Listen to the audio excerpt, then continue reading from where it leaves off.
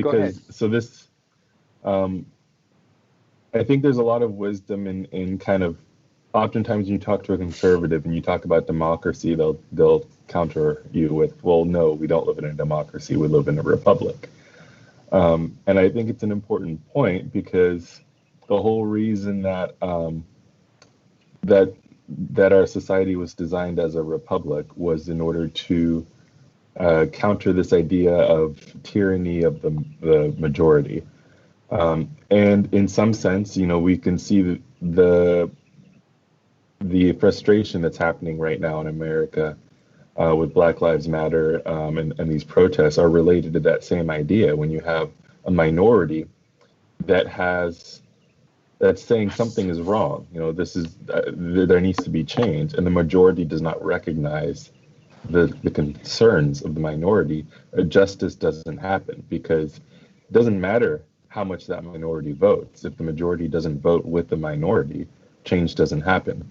And that's because we live in a system where the ability to make that change requires power. And if the minority receives, if the power is allocated through a vote, then the minority doesn't have the power to create the change that they need, the change that they want to see.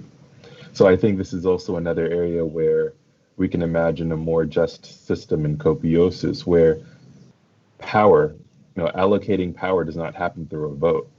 The only kind of power that voting has is to determine how we as a society perceive excellence or how we recognize others for their achievements, because that's all Copiosis is doing ultimately is just a tool for agreeing upon a metric by which we deem others to be doing a good job, a pat on the back, right? And I think when you look at it in that sense, is it's if you don't get a pat on the back in Copiosis, you can still create the world that you want to see. You can still make the world a better place because you're not dependent on that pat on the back in order to create change.